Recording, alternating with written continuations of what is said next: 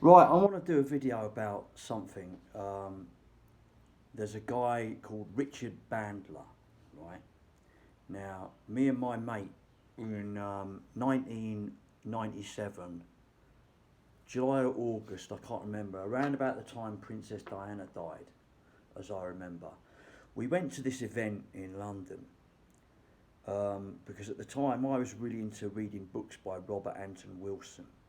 And Robert Anton Wilson was doing like a double header event with this guy Richard Bandler, and it was kind of facilitated by Paul McKenna, who's like a British a hypnotist, like a stage hypnotist. He had a TV show in the 90s.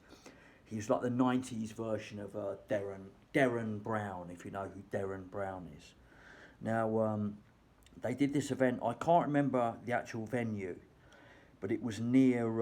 It's like a big lecture hall near the Science Museum, the Natural History Museum in London, and there were about 1,000 people there. It was quite expensive, as I remember. Maybe not so expensive in today's money, but I don't know, 40 or 50 quid, quite a bit of money. And Richard Bandler is basically, like at the time, like NLP, yeah, this neuro-linguistic programming. It was really becoming a thing at the point at this point in time. It was kind of new, but like a lot of people were talking about this NLP.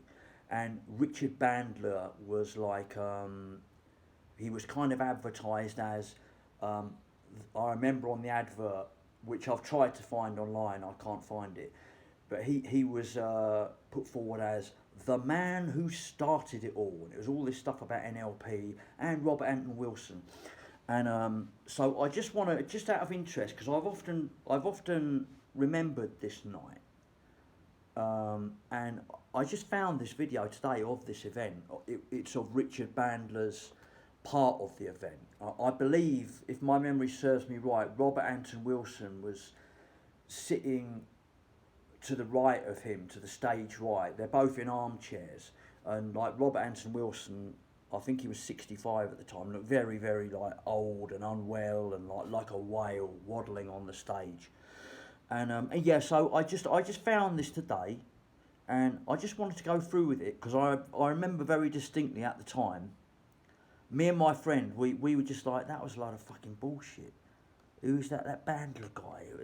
But we didn't really have sort of much of an angle, but we knew it was bullshit. And this was, at the time, I'd been working for about 2 years as a psychiatric nurse, having finished my training, and like I'd been working full time as a nurse for 2 years. And now I'm retired 4 years now, so I just thought it'd be interesting to go through it. I was listening to a bit of it earlier, so I'm going to try and go for about 20 minutes. It's 54 minutes long. I'm not going to do the whole thing. I just want to go through it. You can't see it, obviously. I started looking for simple solutions to complex problems by listening to what people were saying to me. And one of the things is I ran into this woman, Virginia Satir, who was one of the few people who was effective with hospitalized schizophrenics and mental patients. And Virginia, being a nice lady who appreciated people who were as crazy as I was. I'd just like to say from the outset, right, because it's very... He's one of these people that I don't like. They're very tricky, like Terence McKenna. Just want to say from the outset, note, he's given this woman's name, but note, there's no details, right, there's no details. He doesn't say when this was, right, because I've worked out, I think he was 45 at the time he's giving this lecture, right, but he's kind of talking about it like you just, because he's got grey hair, he looks a bit like Dennis Hopper in Apocalypse Now with a ponytail, kind of, I'm a maverick psychologist, I'm crazy. He's like, there's no context to it. It's just like, back in the day when everything was new. So I just want to point that out. There's no context to what he's talking about. Things like this are really important. I guess, and that when I explained to her what I was doing, she she didn't really understand it, but she said she didn't need to as long as I knew what I was doing. Why didn't I come with her to the mental hospitals and see what people were doing there? And we went to a Napa State Mental Hospital, and I got news for you. There were some really crazy people there, but they were not the patients. Oh, it's Ken Casey, you know, he's written that book in the 50s. Oh, right, all the mental patients are the same, but all the people who work there are crazy. So cheap. And I want to tell you, you know, that at first, you know, I felt like a little kid hanging on to mommy's skirt, because I would go, "Are you sure this is the staff, Virginia?" And she'd go, "Yes, you can always tell them apart from the patients because they have zippers." And I'd go, "They have zippers?" And she said, "Yes, the patients have their clothes washed in big industrial things. It rips the zippers out, the buttons. The staff will always still have their own zippers." Now, years later, when And again, just in context, just later on, well, I'll get to it, but what he's saying is the patients and the staff have all got the same clothes, but the staff have got zippers. So, but they're wearing similar clothes, right? Is what I'm inferring. It's not like they've got a uniform, because later on he's inferring that the patients all had like a smock. When things don't add up, then I get very suspicious. I'm like, what's going on here? When stories don't add up, you know, like a liar can't remember his lie. This is what you're dealing with in this. You'll see as we get into it, and it's very insulting and demeaning as well to the staff and the patients. Just get that one out of the way. I was teaching a course, and I was teaching a course up at a hospital in Seattle. I asked a question about whether or not people knew. He was teaching a course up in Seattle. He's 45 when he's doing this lecture. He was teaching a course. And this is back in the day, some mysterious back in the day. Is any of this ringing true to anyone? He was teaching a course. How old was he when he was teaching this course? Well, I guess in the States, most people leave school like 18, right? So what, he's going, and then he's teaching a course? How old is he when this is happening? I don't know. Knew how to tell the difference between a psychiatrist and a schizophrenic. And I was going to tell them about my pearl of wisdom about zippers. Here we go again. But somebody answered a much more intelligent answer to something I've remembered for years.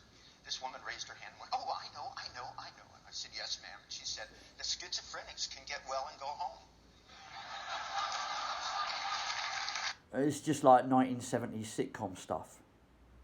Ronnie Barker in her Porridge. Oh, the difference is like, I'll leave here one day, you're in here for like... Cheap. Not clever. Not witty. Now, what happened is that I started asking, I guess, what they considered to be silly questions, because they always treated me like, well, you know, if you really must know. For example, I asked, we were walking along, and Virginia had done some in-service training thing and was off receiving some kind of an award. And my deal was that I would do some training with them if they would let me take a tour of what they considered to be very severe schizophrenics and psychotics, because I wanted to see if the things that I'd been learning from Milton and from Virginia, and actually from a host of other people that didn't know they were teaching me, because I had myself taken as a patient to all kinds of different therapies. Originally, I would go in and be catatonic, you know, get wheeled in. And what's amazing is how many people whisper to you when you're catatonic. This is not what I consider great flexibility in behavior. When a catatonic has more choices than you do, I don't think they're going to be able to help them. But it's amazing. It's that when a lot of psychiatrists and some were considered to be avant-garde psychotherapists were presented with a catatonic and left alone with them in the room, they would come up and whisper to you. They go. So I'm not sure what's going on here. It's something like he's involved in some sort of training. Not the training he's doing in this hospital that he's talking about, but prior to this, he was doing some sort of studying.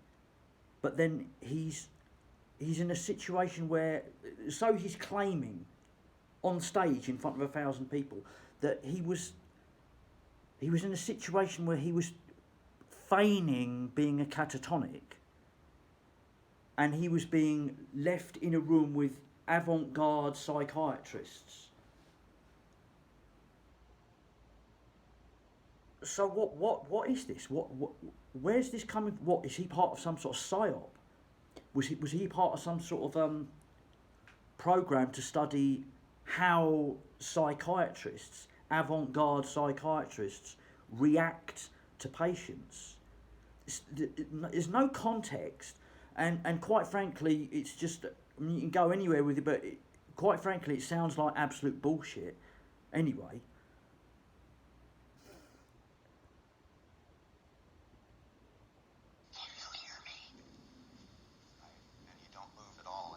If you're a good trance subject like I am, I'm such a good hypnotic subject that actually when they brought me to Milton the first time, he couldn't understand why I didn't seem to be going deep. He didn't realize I already was. And I grew up in the 60s in San Francisco, and when it came to altered states, well, let's say we experimented just a little bit with them. I guess psychotropic drugs were what we called lunch. The high school that I went to, they did things like that, because you can say that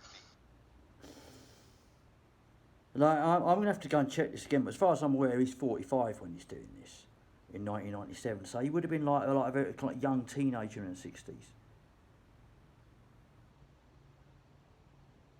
So what he's saying, but I thought he's like studying. I thought he's studying. I thought he's teaching. Presumably from when he's 19 or 20, he's teaching already. But then at the same time, he was having psychedelics for lunch. It's all very, oh, it's so cool. Oh, he's such a maverick. He's so crazy. But it's bullshit. It's like a bullshit backstory. Official government stance on drugs was that they didn't take enough to understand them. That they came into one of my classes one day, and I found out they went into other classes and did the same thing, and they brought in this big display case that had every drug that you could possibly imagine: bennies, uppers, downers, sideways, LSD, joints of every way, shape, and form. And they passed around a basket in there, and it had in it 4 rolled marijuana cigarettes, and they told us to look at them and smell them, and if we saw anything or anything that smelled like this, we were to report it to the nearest policeman or the local teacher. And they passed it around the room, and they Cheech and Chong sketch. Anybody think about stealing these, because everybody's going to be searched on the way out. And when the basket came around and got to the front of the class, of course, it had about 35 of these joints in it, and a numerous amount of pills of every way, shape, and form. That's a slightly adapted version of a Cheech and Chong sketch. Sergeant Stadenko. Go and look it up. Cheech and Chong, Sergeant Stadenko. He comes in to give them a lecture on drugs, the kids in the class, and then he starts saying, "Oh, you should report people." And then one of the kids in the class says, "Hey, well, I want to report Jim. I want," and then this big fight happens. He's just adapted someone else's joke, and he's talking shit, stealing someone else's material. I'm postulating here, if you can't work. I think this guy's a psychopath. He's basically lying through his teeth on stage to a big auditorium full of people. He's just lying. And doing the old psychopathic routine of just being a very good repeater, just repeating stuff like a machine. It looks very clever, but there's absolutely no substance to it. It's either lies or just shite that's just being regurgitated. In fact, there were more in this thing than there was in the display case. There were some new ones in there. And of course, they were real pissed off, but being intelligent, then they searched this. If they'd have searched this on the way in, it might have done some good. But, it was too late. Now, one of the things that happened is they brought me around to a place that literally, as we walked up, they said, "This is the chronic ward."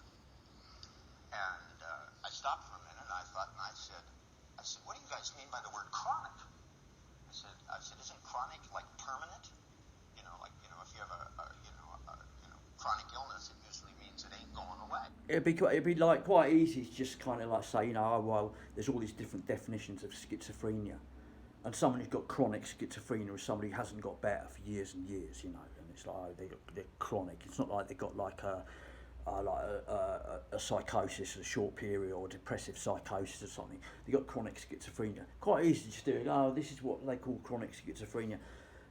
And I like a chronic award for chronic schizophrenics. Maybe they did have that. I've never heard of anything like that. Not in my time, and his time, I'm assuming, was not long before my time. Right. And they said, well, yeah, of course. They said, you know, these are that's why they're in the chronic ward. Is that because they don't bother to do anything, you know, other than what they refer to as maintenance. And maintenance means that they give you enough drugs that you don't bother them. They don't describe it quite. Well, to be fair, that's kind of not really true, because a lot of people with chronic schizophrenia, and believe me, there are people with chronic schizophrenia. There are a lot of people who are, like, you know, misdiagnosed, but there are a lot of people with chronic schizophrenia, and there are people who need to take medication because when they are unmedicated, right, regardless of what you or I think about medication and the negative, you know, side effects that they can have, like, it can be like extremely debilitating, right? Someone who's got chronic schizophrenia, some of these people, they can be in extreme, like, torment, right? And he's playing a game here. He's playing that I came in as the maverick scientist, or the maverick whatever he is, the maverick like the Timothy Leary in the room, and like they didn't know what they were doing, and like all these chronic people, and they were labelling them as chronic, but they weren't really chronic. Quite that way, of course. That's my description. But as I went through, and I kept meeting different people who were in this chronic ward, they didn't seem as bad off as some of the staff that I'd met in the morning. And I'll give you an example. In the morning, as we were going through things, I found the mental hospital to see whose ever idea it was to take all. Okay, I just want you to remember that bit, okay? Right? This is very important, right? He's just told you that he met some of the patients, right? And they didn't seem as bad as some of the staff. Now, there's various ways I can look at this. I can say, right now, having been a psychiatric nurse myself, yeah, some days I'd be in there at 7 o'clock, having had like 4 hours sleep, having worked all day the day before. Yeah, and I'd be like fucking mad. I'd look mad, like as a member of staff, like running around I'd be like going off my head. And the patients are chilled out. But remember this in the context of what he says later about the patients, right? Because he's telling you that, oh, they all seem normal, right? Just remember that bit, right? All the crazy people and put them in the same place so they could get like a really solid grasp on reality. It's the same guy who decided to put all the criminals in the same place so they could teach each other new things, right? So this is just other people's, like, comedians' material that he's verbatim repeating and stuff, like from Run for Over the... Oh, you get all the crazy people together, you expect them to get better. How's that going to happen? Like old shtick. This time they wouldn't get caught breaking into the building because they know how to use lockpicking tools and break through alarms. And that way they could get together and form little groups by which they could commit them together and be more successful, so that the next time they come back they could have a longer sentence. But I mean, they always talk about teaching skills, but at least in the U.S., I always thought, what if they went in and they taught them to be like Something else I just want to mention, because obviously you can't watch this video because I'm recording it on a phone and listening to it on a tablet, and I thought, it'd be copyright struck anyway. When he's giving this lecture, right, remember, right, this is he's meant to be a sort of grand NLP master, the man who started it all, like kind of like a neuro-linguistic version of like a Clear in Scientology.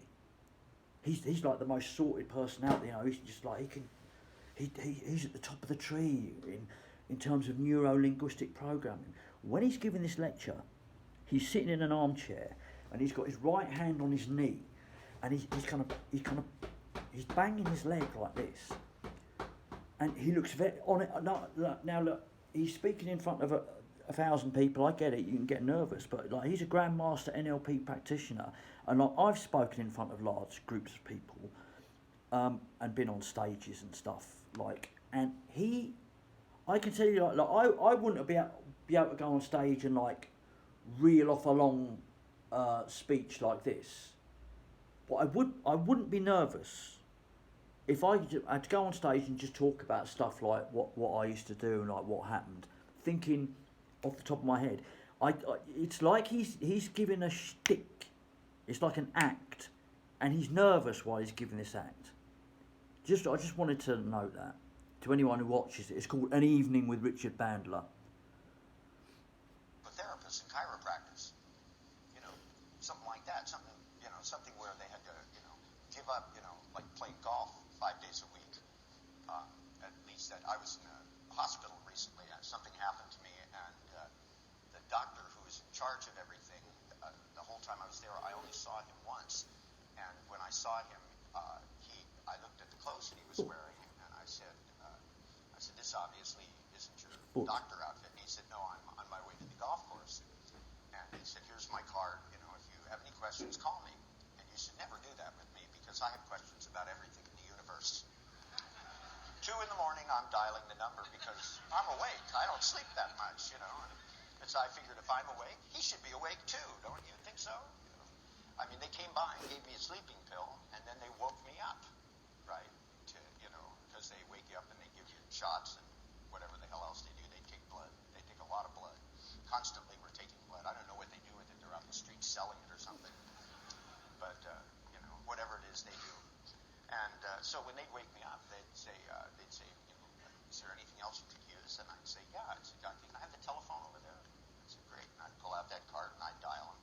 And of course, you get the answering service. And they'd go, is it an emergency? And I'd go, absolutely. So this is a matter of life and death. And they'd ring this guy up. And night or day, they'd ring this guy up. And he would be somewhere. He would. And I was surprised. I thought I'd be getting him out of bed. But he was at some kind of a benefit for something. I don't know exactly what it was, because when I had his name announced over the loud system, they didn't say. No, you don't know.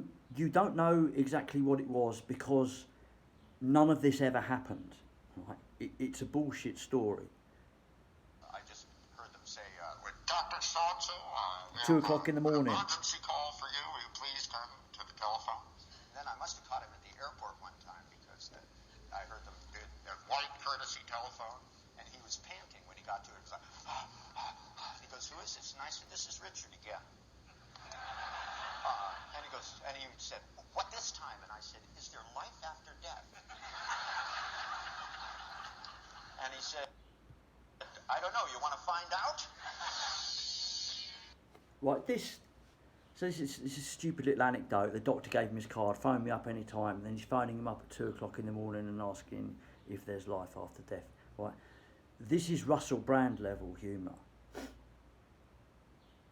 This guy is meant to be a genius. This is like, oh, I done something else one time. It was really, guess what I done? It's like, again, it's absolute bullshit. He's just bullshitting. He's just telling you some shit. I started asking him, I said, how do you know these people, are schizophrenic? I said, granted, they seem a little off the wall, but not that much more off the wall than the director of training of this outfit, because the director of training... So again, he's kind of propagating the thing that, how do you know they're ill kind of thing? Well, like, you go and work on a ward, and you'll find out pretty quick, like, why someone's a schizophrenic, why you've got police driving all over London picking up people because their families are phoning up the police because members of their family are going absolutely crazy and they can't handle what's going on. And yet he's kind of propagating the thing that, how do you even know? I mean, just like, it's just, maybe we're all mad and they're sane. Like this absolute trite garbage, like schoolboy level or hippie spliff smoking, ignorant hippie level of analysis. And he's supposedly this like studying like psychology and shit, and involved with all I know these high level people. Anyway, he completely contradicts himself later on. Anyway, training had part of the way through the morning. You know, that's kind of oppressive. Like they keep the windows all locked and closed, and there's no air, and they go out and search for the worst colored green paint you've ever seen, just so that nothing will brighten your spirits whatsoever. And then I don't know where they get this smell, but it must come in a bottle somewhere. That they spray all over this place. It's the smell of old laundry or something. I don't know. It's a horrible, depressing thing. And anyway, this guy said that he was going to take a short break and he had to go outside. He was excusing himself, and I said, "Could I go outside with him?" He said, "Sure." He said, "I'm involved in some therapy," and he said. I don't know what he's talking. He says a guy, but he never mentions what guy. I don't know if it means a patient or what. It's another bullshit story coming up. And again, another try kind of thing that he's criticising the environment of a hospital. Well, so unfortunately, it's a hospital. Same as when you go to an airport. Like there's things about the airport you don't like. You're not at home, mate. You're in an establishment. If you can think of a better system, Richard Bandler, everyone can come and all the people who have or haven't got schizophrenia can all come and live in your I don't know, big expensive house in Santa Barbara or something, wherever the fuck it is you live. Maybe they can all go and live there. Maybe that'd be a better system. What do you think? There's something I have to do, and he said, "So you'll have to excuse me." So I went and sat on a bench, and this guy went over and opened the trunk of his car. Nice dressed guy, three-piece suit, graying hair, very distinguished-looking gentleman. Took out of the trunk of his car a huge pillow, and then took out a baseball bat, and then proceeded to go into a psychotic rage and hit the baseball bat, screaming things about his mother and father. Drool flying out of the corner of his mouth. Just hyperventilating, screaming out. And at exactly 10 minutes, he stopped right to the second, looked at his watch, because you don't want to have a psychotic rage run short. Carefully folded up the pillow and patted it and put it in the back of his truck and closed the trunk, and walked over and adjusting his tie, and I was looking at him like, see, I thought I was supposed to be the weird one, and he walked over and he said, that probably looked a little strange, didn't it? And I said, not on the streets I grew up on, but here at a mental hospital it sure does. And he said, I'm in a Reichian therapy, and you see, I'm stuck at the anal retentive phase. And I said, well, I could agree with that. But could you explain to me how taking it out on some poor pillow is going to help your asshole? Again, just another bullshit, like, not very good comedy skit of some shite that never happened. It's like a bad film script. It's like something from Planes, Trains and Automobiles. Actually, no, Planes, Trains and Automobiles is better than this. This is just a shtick. Well, I didn't know any better. Of course, I've done a lot of things because I didn't know any better. For example, they explained to me the reason these people were crazy and had to be locked up is that they were not in touch with reality. And I would say, well, how do you know they're not in touch with reality? As a physicist, and that's what most of my training is, we're having trouble knowing what the hell reality is. Most of his training is as a physicist? Like, where's this come from? Where's this come from out of the clear blue sky? He's a physicist? And again, it's Russell Brand level. Oh, how do you know they're not in touch with reality? The nature of reality. Who's to say this? Who's to say that? Because they're trying to kill their little child with a carving knife in the middle of the night because they think they're on some mission from God. That's why you know that they're crazy. Or that happens like in a forensic environment that I used to work in. Not suggesting all schizophrenics are like that, but that's the ballpark. We keep finding there's more nothing there.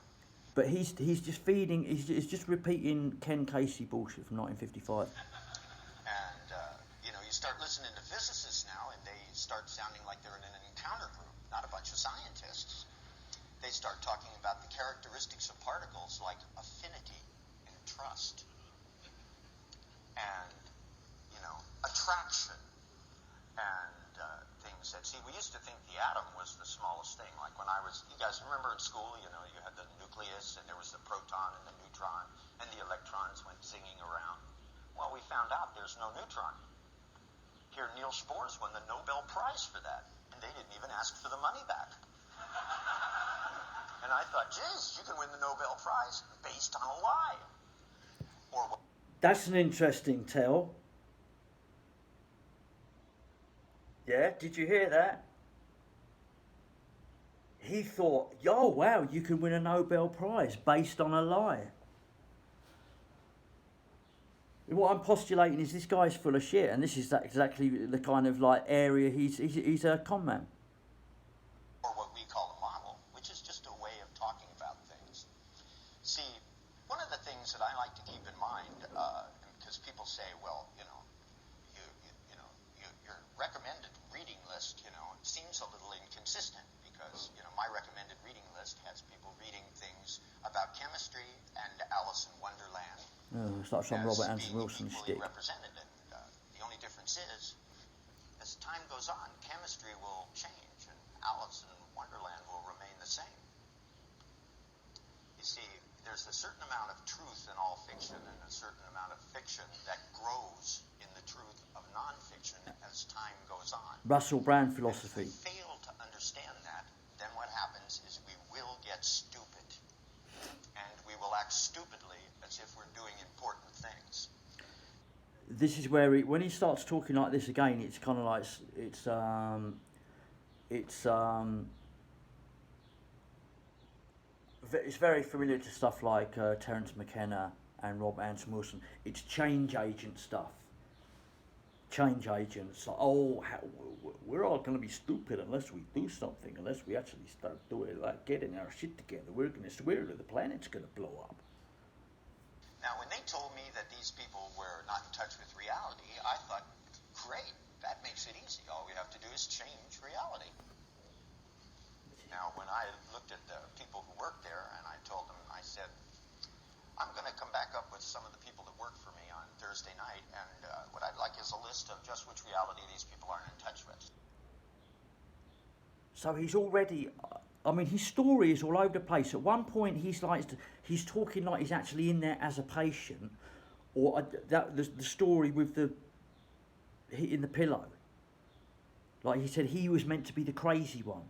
Now, I don't know if this is an earlier time he's talking about, but anyway, we're now back to the time where he's supposedly in this place with this woman who introduced him to this hospital, and he's claiming like he's there as just some kind of young student, like doing some sort of observation participation as a student. He's claiming that he just went up to the staff and said, "Oh yeah, I'm coming back on Thursday night with some people, and I want a list of like what delusions people have got, like the patients."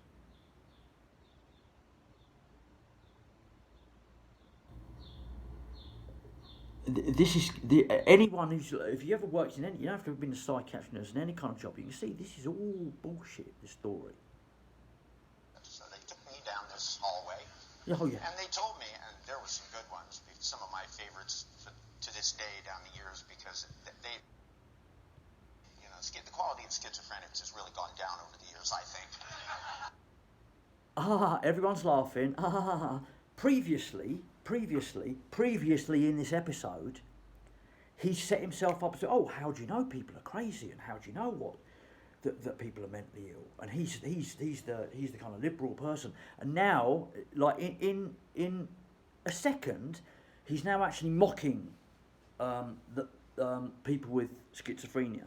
He's mocking them now. Oh, the quality's gone down. Oh, in my day it was much better. Now it's gone down. Like he's mocking people who are like seriously ill, got serious like debilitating problems, right, and delusional systems that make it like quite tormenting at times for people and their families, and he's mocking it. But it's okay because it's Richard Bandlers doing it. He's a room full of people, and he's got grey hair. He looks a bit like Dennis Hopper, and Robert Anton Wilson's sitting there. So and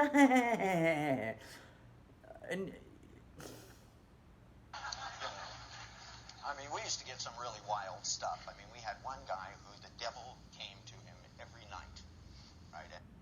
And the devil would say, is that funny? Is that funny? Like, imagine if you are actually that guy.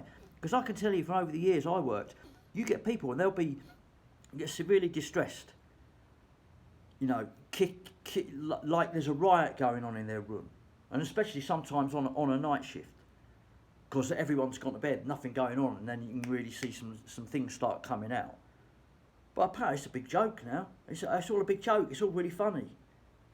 This guy's like, if there's any truth to this story, which I doubt there is. I think he's just making these stories up. But just for the sake of argument, he's mocking people and laughing at someone who the devil's coming to him every night. Whereas somebody, a half decent person with a bit of compassion, maybe some of the like nurses or doctors or people that work in the job, that you've got a kind of countercultural, you can just diss them, you know. You can come and do your 9 to 5 thing as a floating round with no responsibility, but you can diss the whole system. But then you can just start making jokes about the patients as well, like as it suits you. Say bad things about whoever he was dealing with and about the things that were going to happen. No secondary gain here. That, you know, people would walk in and go, "The devil said you're a motherfucking son of a bitch, you fucked your mother last night." And of course they'd get all upset about this, you know, and so they would give him electric shock treatment to try and get his mind to be more solid, you know. You wouldn't give ECT for schizophrenia, and, you know, fuck the more electric off. shock treatment they gave him, you know, it just seemed like he got more and more out there, so they decided he must be really crazy. So they it's telling this guy, he's literally like he's read One Flew Over the Cuckoo's Nest, and he's kind of like, hey, I could talk about shit like that. put him on a maintenance of a heavy dose of Thorazine, and any of you who've ever met someone on Thorazine, you know that Thorazine does not leave you a lot of room for variation. But yet, every morning as the Thorazine was wearing down, this guy would go into another, what they called hebephrenic episode, where he would have seen the devil and all this. So I brought... Look. Again, this is... Are you noticing the difference between what he said earlier at the beginning and now? Oh, every morning he'd go into a hebephrenic episode. I can tell you, the way he's talking, the way he's saying, oh, he's having a hebephrenic episode. This is someone who hasn't got a clue about, like, working on a ward with patients. He's just someone who's read some books and he's repeating it. He can put it all together in his head and he's repeating it. There's absolutely no way in the world you'd be on a ward, like working, or just on the ward present as a spectator and going, oh look, this one's having a hebephrenic episode now. It'd be like, no, if this guy's having his meds, you wouldn't just, as regular as clockwork, become unwell. Oh, he's becoming unwell, he's having a hebephrenic, give me some medication, he's having a hebephrenic episode. It's absolute bullshit. And it's giving almost like a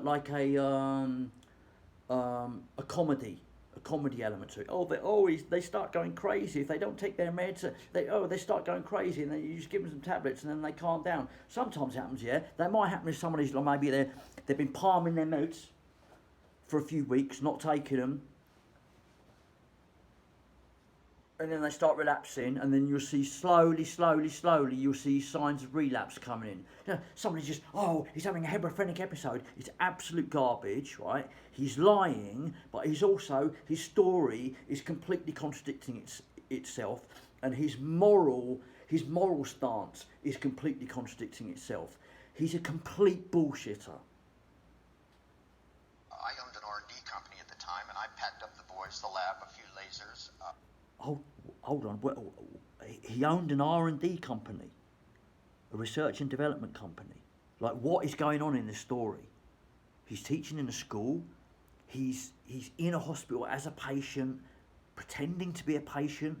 He owns an R&D company. this is in the past he's talking about. He owns a research and development company.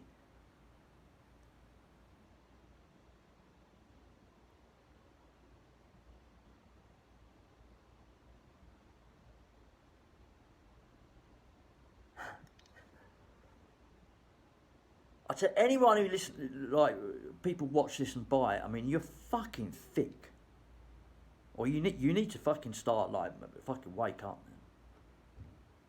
And having been a rock and roll musician, I brought my big amplifiers. We set the amplifiers up outside. Oh, he's a rock and roll musician, as well as being a teacher and all this. So he's claiming he's just showing up to the hospital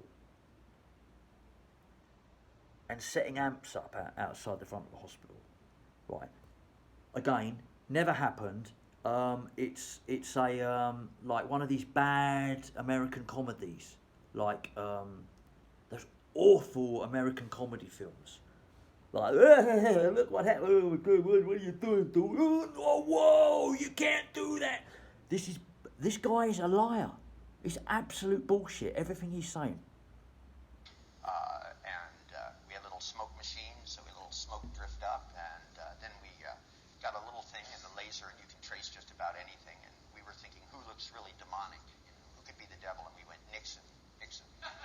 We'll just take Nixon and we'll put him on the overlay of somebody else, the Pope. That'll do it. So we had Nixon over the Pope, and we had this really gory figure appear out of there, and flames coming up around him, you know, all the things, you know. So we had, you know, two different kinds of lasers, one doing the flames, everything, and then we put the speaker. So you just put together a complicated pyrotechnic display with you and some of your buddies. But also, what's interesting, right? I mean, just let's carry on for a bit. I mean, you can hear patently this is all bullshit. None of this ever happened. He's making it all up. Right on either wall, on either side of his room, and just played, you know, the sound from the beginning of that movie, Earthquake. So he's claiming he's now in the hospital with this crazy patient who's scared of the devil, and they went in the room one side and they went in the room on the other side. Yeah, like this is all, like none of this ever happened. It's all bullshit. This guy had a room and there's just two empty rooms either side, and they just going in there in the middle of the night and like putting this pyrotechnic light display on. And also remember Richard Bandler, right? Richard Bandler and his little friend Robert Anton Wilson. And a lot of the people, and they're all like very liberal, very like, oh, hey, psychiatry is really bad. What are you doing? This is really bad. And oh, we're trying to find new ways to, to cure people and everything. And this is how he's trying to present himself. But also at the moment, what he's actually describing, this joke, this comedy that he's the speech that he's giving. He's actually describing something like an MK Ultra experiment, like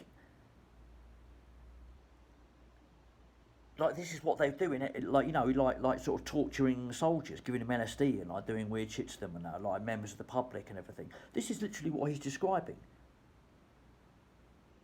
So what is this? Is this guy just like a CIA agent since he was 18? Not that I believe the story he's telling, but I'm talking about like morally. And they're all laughing. They're all kind of involved. Oh God, it's so crazy the shit Richard Bandler did when he was young. But he's actually describing like if there was any truth in it, which I don't believe there is. It's like quite evil what he's doing. It's like he's basically conducting MK Ultra experiment on psychiatric patients. But again, he's got the grey ponytail and he looks a bit like Dennis Hopper, and he's kind of cool. And he's got Robert Anton Wilson sitting next to him. Right, then turned on the reverb and called his name and went, Jack. Right, and then we had electronic stuff that was mounted, so the lights came on in his room. Yeah, you had electronic stuff mounted and everything. Yeah, it's just the story, the lie just gets bigger and bigger and bigger. Oh yeah, we had this and we had that. Oh yeah, It's just like, this is a psychopath on stage lying in front of an enormous group of people. Off in his room, and then the windows and the bars both burst open. And this figure came across the lawn of Napa State Mental Hospital, which is a big, expansive thing with trees, perfect for this sort of thing. And God even helps. He puts his own fog outside, too, which is really nice of him. He was really into it that night. And then we had the devil appear and come right up to the window and said, I don't know who you've been talking to, but you've been using my name, and I don't like it, right? And we didn't do it too effectively. This guy, when he went to speak, instead urinated himself and shit himself. But we found out something when you do... He urinated himself and he shit himself, and they're laughing. Stuff like this, you really should notify the rest of the staff. Well, yeah. Good, great story, Richard. Not true, none of it though, is it? We went in and told this guy this would be the last time we'd come by, and that, we thought it was time he straightened up his fucking life, And we thought, maybe it would be a good idea if he thought about normal things, because if his mind began to drift away, he was going to feel, and then we made loud noises, lots of reverb, echo, things, and then we shook his room with the speakers on either side. You just put the bass speakers on the walls, turn it way up, and play something like Born to Be Wild backwards. But anyway, we went... You see, he's describing MK Ultra experiment.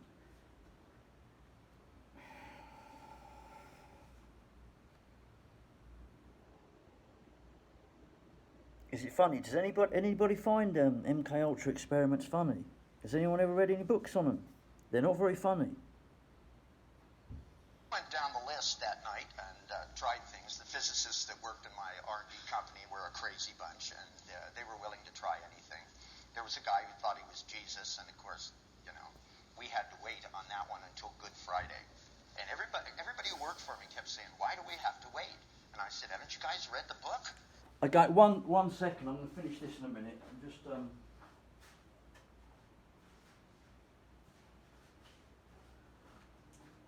I forgot my little drink of milk here. Just something he just said as well, which again is this guy mocking. He's mocking people with mental health problems. And it's like one who believed he was Jesus. Oh, one who believed this. One who believed that. Oh, he believed that the devil came to him every night. This one believed this. This one believed that. It's a really again. It's kind of like from Ken Casey. You can see it in what's that film with Brad? 12 Monkeys. 12 Monkeys, where Brad Pitt's the mentally ill guy, and there's all these different patients, and they've all got these different delusions. One of them thinks he's a captain. All this kind of stuff, right? That's not what it's like in a mental hospital. That's not what it's like. People just don't walk around, oh, I've got this delusion and I wear it like a badge. If you come up and talk to me, oh, I believe I'm a Cleopatra. And if you come up to me, all I'm going to do is talk about how I'm Cleopatra. Most patients, they'll say, there's nothing wrong with me. There's nothing wrong with me. And they used to interact with them, chill out with them for weeks and weeks, just like normal people, because they are normal people, right? If someone needs to take medication because they have problems. But they don't, oh, this one's got this delusion, this one's got that delusion, that one's got that delusion. It's a Hollywood depiction of mental illness, and it's basically used for comedy, which is what this guy's doing. Because he's actually, well, he's a liar, he's a bullshitter, and he's a psychopath, and he has no compassion. And he's the last person who should be teaching anything to anyone. He's probably a multi-millionaire as well. I said, Good Friday is the perfect day for us to work with a guy who thinks he's Jesus Christ. And this guy not only was, but every day, they would tear up a sheet and tear off his hospital clothes as if there was a difference. And, well, one was kind of an off-colored green, and the other was an off-colored yellow. So his hospital sheets and the hospital clothes. When earlier on he was saying you couldn't tell the difference between the patients. The only difference is the zippers. Again, a liar will always forget the lie that he told. And he would put on a sheet and he would sit in the bed and he would be holier than thou. And people would come in and he would say, I forgive you. And then, and he would go on and on and on, quoting scripture badly. It's not bad enough they have to quote it, but they have to quote it badly. So we just waited until it was Good Friday. He was expecting a laugh there and he didn't get one. An 8 or 9 foot 4x4, and another one that was, I don't know, about 6 feet across. Some 12 penny nails. So he's claiming like him and his buddies, him and his crazy buddies are just coming into a hospital ward in the daytime.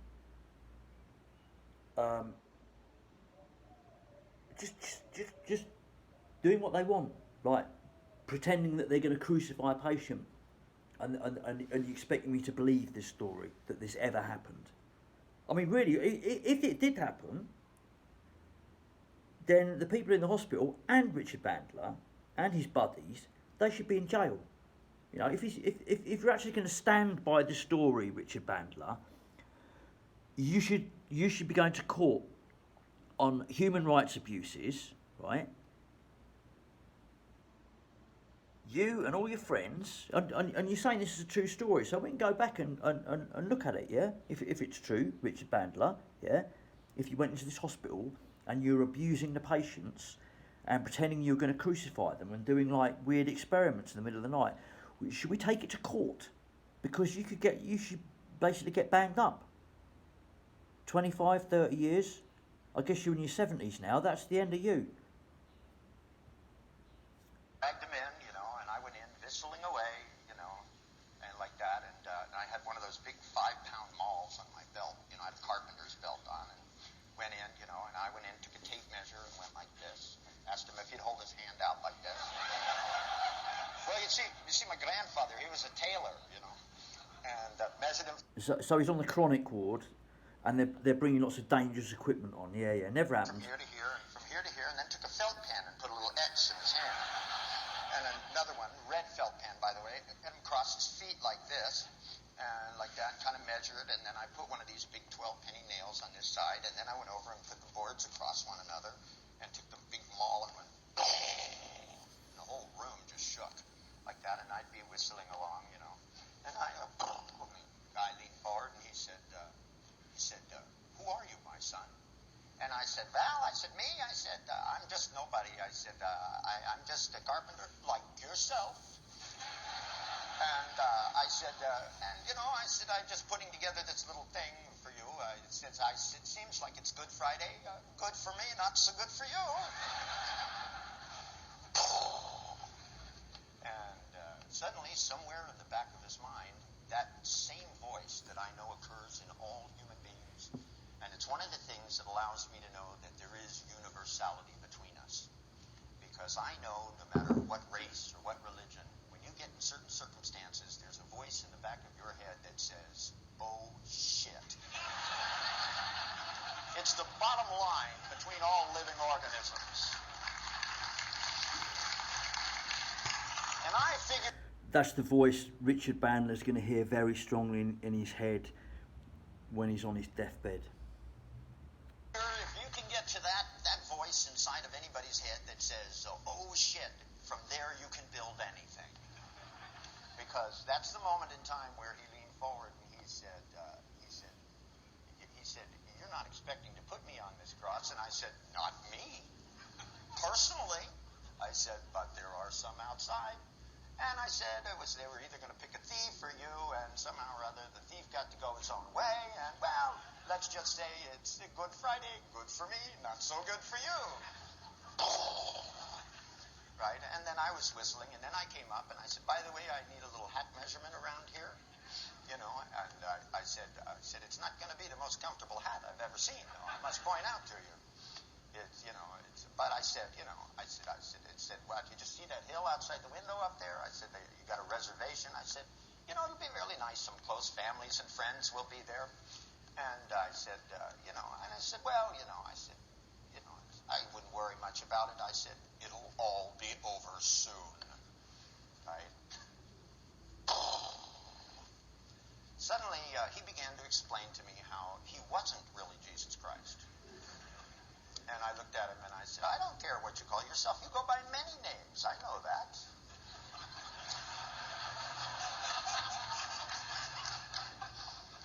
And I said, it's not me you have to fool. I said, after all, I just work here. I said, it's just my job to prepare the thing. I said, after all, it's the Romans that are going to nail your butt up to it. And I said, you wouldn't think there'd be that many around. And at this point in time, we have guys walking by in full Roman centurion outfits. stepping in the door saying, "Aren't you almost done?" And the guy looks up and here's these guys spear everything, you know. Now, you'd think these things would be hard to come by, but they're actually not. They actually had them in the costume place in the hospital. Right? I guess I wasn't the first one to do this. However, this guy was banging away on that nurse's button. I mean, you wouldn't believe, he was pressing that thing like the harder you pressed it, the sooner you were going to get a nurse. However, you kept getting a centurion that would come in like this, you know. "Is it ready?" And then he didn't want to press it so much. And I go, not quite. I said, "Still, I've got to drill the holes." Now, I don't know about you guys, but there's something about somebody pulling out a great big drill, you know, the kind that with that wood drill, you know, with the big handle on the side like this, walking up and saying, "Now, just keep your hands still for a minute." And this guy's going on and on about how he says, "Look, I'm not a schizophrenic. Yeah, he says, I'm schizophrenic. I'm not Jesus Christ. It was just a delusion, but it's over now. It's all over." Right? And I go, "Oh, come on. I was just starting to enjoy myself." I said, maybe we could talk after the first hand. Right? And the guy's like pulling his hand back and he goes, so finally his psychiatrist comes in and this guy jumps up and points at me and says, "I'm nuts." And the shrink looks at him and says, "I know." So, just an absolute load of garbage. A bullshitter. Some shtick that he's stolen from some comedian. What's he saying? Like, oh, people aren't really mentally ill. Oh, if you just sort of... It's just absolute garbage. Garbage, lies, bullshit.